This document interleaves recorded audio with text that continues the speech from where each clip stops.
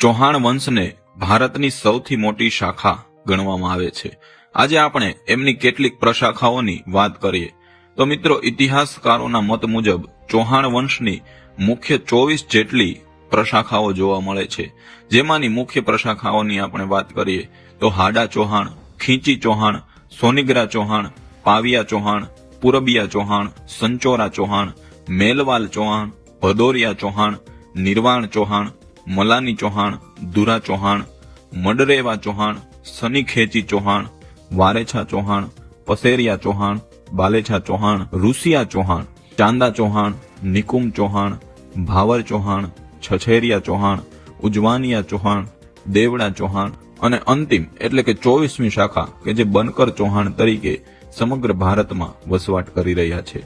ચૌહાણ વંશના સૌથી પ્રસિદ્ધ રાજવી પૃથ્વીરાજ ચૌહાણ હતા।